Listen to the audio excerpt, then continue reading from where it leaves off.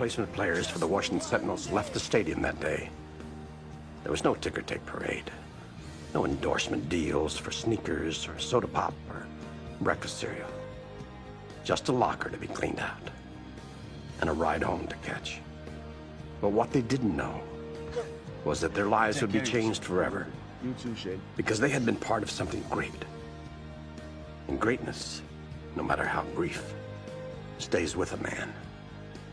Every athlete dreams of a second chance. These men lived it.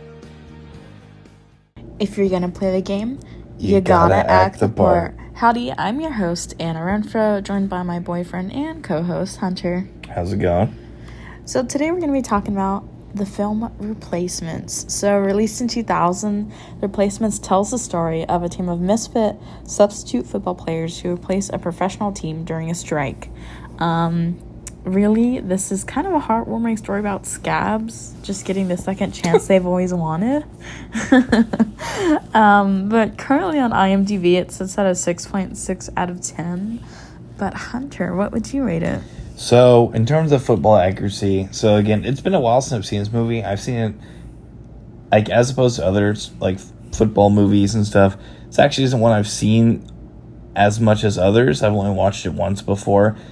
Still love it though, but football accuracy, I know I think I initially was going to say 4, but I think it's probably closer to like a 3.5. Honestly, for me, this is one of the more enjoyable, like, football films that I've watched. Just not necessarily because, like, maybe the football accuracy side of it, but, like, the chemistry of the cast is incredible, to say the least. Not to mention young Keanu Reeves. Oh my god. So just for that, I'm going to say, like, a 7 out of 10. Yeah. So, to say my piece, you're going to have to let me take over for this one, because I got a lot to break down. So, firstly, again, I have a lot of problems here. So, because I got to look at this from a logistical standpoint. We'll bear with you. Yeah, okay, bear with me. Firstly, one, if there is a strike going on in a professional league, it's going to be the entire league organized by the players' unions. It's not going to be on a team-by-team basis. So, like, the NFLPAs, the NFL Players Association, they would have organized, say, a strike. It happened in the NBA, not too many years ago, in recent memory.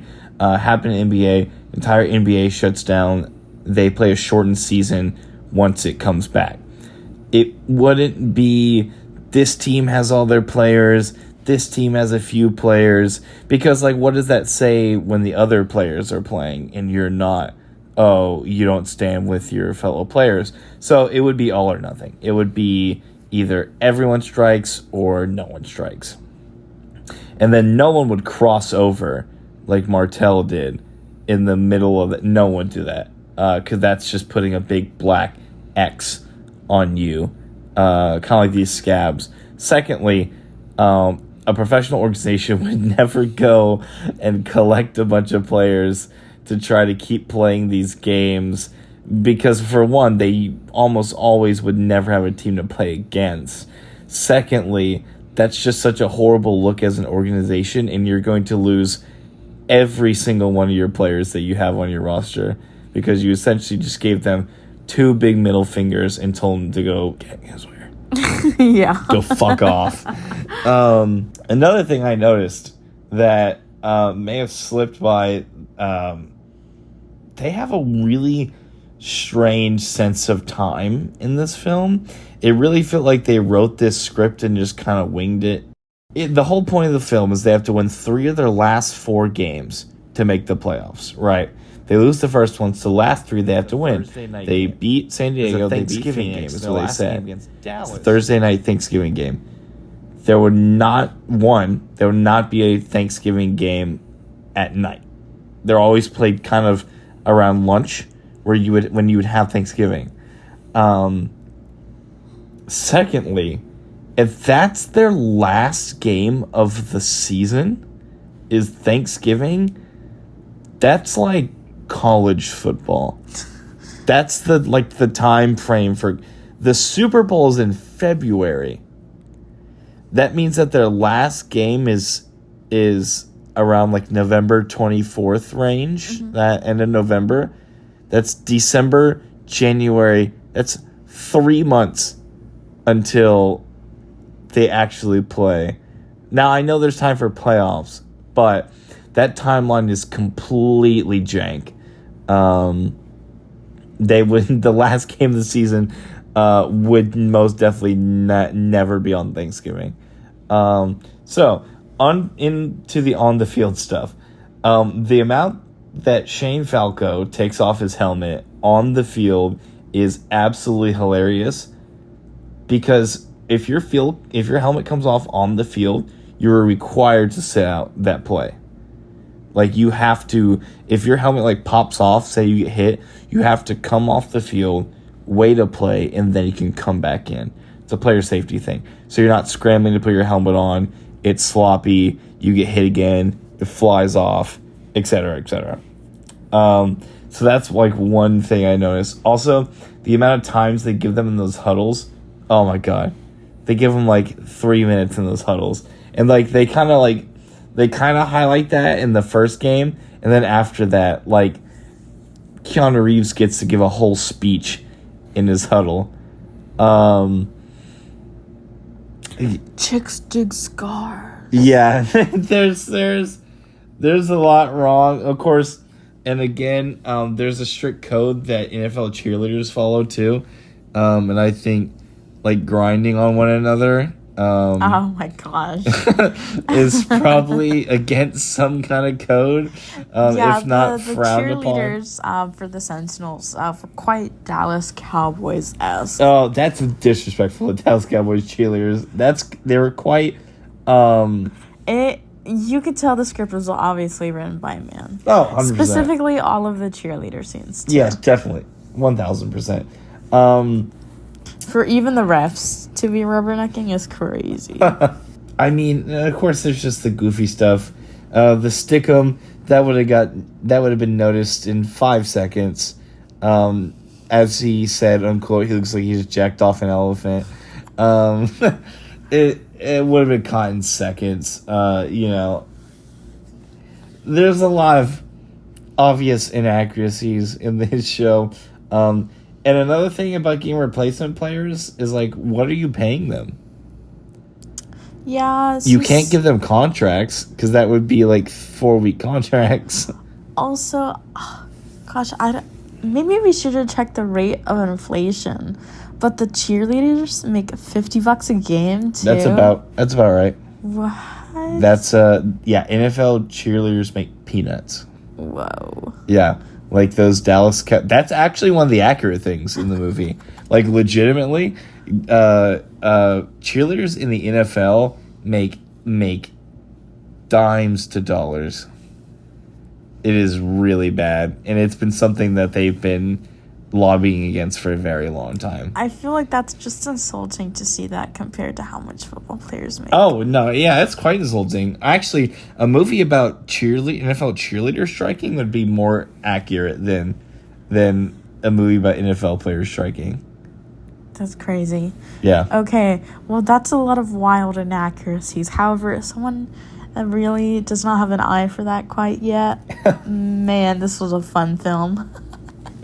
It was, I will say, it was super easy to fall in love with all the characters. No, oh my god, all of the actors, the casting for this was amazing, might I say. They all mesh so well, which is why I was so blunt to some of these football inaccuracies. Oh yeah, no, it was wildly inaccurate, mainly from a technical standpoint. A lot of like the actual gameplay wise, when they're actually playing the game, was not bad. Hey, but you have to give them points. At least they weren't wearing both of their home uniforms. Yes, this is true. They are accurate in that way. And again, like, we'll also got to give them points for having John Madden in the film. Rest in peace. That was huge. But again, like, when they actually would show the gameplay, like, it wasn't, like, bad. There were, like, They of course did the always infamous football movie clothesline tackles in some scenes. I hate that so much. You will never see that happen. Like players just running around and they're like they're invigorated now because like their quarterback came back and they're just clotheslining people. That's not going to happen. These guys are professional football players. You're not clotheslining them. But other than that, I think it was pretty accurate. Like in terms of like how like actors playing football, I think they all did a really good job there. But I gotta ask, who was your favorite? Ooh, out of everyone? Yeah. All the football players. No, you gotta pick one. Oh. Singular. Oh. Don't say Shane Falco. No, Falco's too. I'm gonna say Jumbo. I was playing Jumbo and Bateman. I feel like I'm a Jumbo girl. Jumbo and the guards, I think, were good. Yeah, no, they're both solid. Literally, they're both solid. all the linemen were really fun. When the guards pulled up and shot Martell's car. That's pretty. Yeah, a lot of really lovable characters, and honestly, I had to remember to focus in and pay attention to the inaccuracies at certain points too. Because of how good of a film it was. Again, this was another film that we had to watch in 2 sittings. One, because we always watch these like late at night. But I have to say, like, starting the second half of the movie and finishing it up, like, I did not once take my eyes off the screen. Like, that was good. That was a really good point to pick up again and be fully attentive. But I do remember when we were watching it for the first time, just kind of like how intriguing it was, like to see it open, of like Shane Falco in his fisherman era, and that's when he finds the football trophy. That was actually quite a fun scene, actually. Other than the fact that he ran out of air. There's an accuracy. He should have been dead. There's no way. He was constantly just letting out air, like that entire time. He was down there for like 20 seconds. Yeah, he's dead. Eyes open too, in seawater. I think he had scuba stuff on. I think he was just mouthless, like mouth guardless. Oh, I don't know. Oh. But no, he should have drowned. So like either way. But no, super lovable film, lovable characters. I think that's the most important part in a sports movie. I think is having characters that people really mesh with. I will even go out and say I enjoy a film with inaccuracies. I would rather have characters I care about more. Which it is so easy to get attached to the characters. I mean, even for like the less than 2 hours that we have everybody together, it is so easy to just fall in love with the characters. I mean, like aside from that, like this is really the film that we've seen like with the absolute best team dynamics. Oh, 100%, yeah. And we've seen Remember the Titans. Which is so much of the experience. Yeah. Which I have to say, it's a lot easier to love everyone a lot faster when you're not dealing with overnight racism. Yeah, I mean, other than that, I have to say, the ending to me makes sense. That it's quick and to the point. But man, I would have killed for an epilogue. Yeah. I would have killed for a fucking epilogue. Killed for a playoffs. Yeah. Which, I mean, it's not based on a real event, so there's nothing really to compare it to. Just make it up. Yeah. Just invent our own epilogue. And for you, what would be your dream ending? I mean, honestly, like, I get an epilogue thing, but I kind of like that idea of, like, leaving it, like, open-ended. Like, maybe they all, like, meet up every week at Nigel's pub, you know? Or, like, they all go out to eat, like, you know, maybe Jumbo, like, gets into competitive eating and they all, like, go, like, to his matches or whatever. You know, I feel like, or maybe the guards go and are bouncers for, like, Nigel's pub or something. You know, I feel like keeping it open-ended there makes you, like, you know, you can kind of create your own ending kind of thing. I think an epilogue would be kind of cool, but again, I think that leaving it open allows your creativity to wander. And also, like, because then it isn't like, oh, if you don't like that ending, then it's like, well, Yeah. screw you, I guess. Overall, I really liked it. Seeing it again, I saw it when I was a kid, but seeing it again, pretty good stuff. Seeing it again as an adult, even for certain scenes that may or may not happen in bars. Which I have to say, kind of, that was the only unsatisfying thing to me about this film, was the romance plot line. Yeah. Like, is it really a sports film if there's not kind of romantic subplot? Yeah. No, definitely not. And then, I don't know, it's hard to compare last week's Simone Holy Goalie. That was a way better romance plot. Yeah. It felt like we have inverse. Like, the sports was absolutely garbage last week, and then the romance was like the best part of it, and then it's kind of in a way flip flop. The sports and like the team dynamic was the best part of this movie, and the romance is kind of a dud. Which, man, throwing a dud with Keanu Reeves. No, I have to say having Keanu Reeves, though, does make up for it in a bit.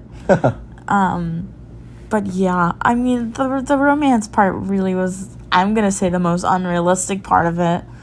I mean, gosh, He's staring her can down. football players even date NFL cheerleaders? No personal, private, or social relationship. Yeah, okay, so that was accurate. I figured it was accurate. That feels like that would be a major conflict of interest.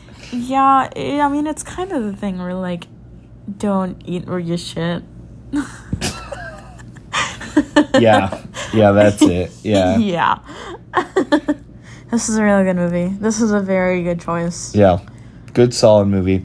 It has some early 2000s comedy, but it's very, like, it's sprinkled. It's not like you don't get punched in the throat like we keep going back to Benchwarmers.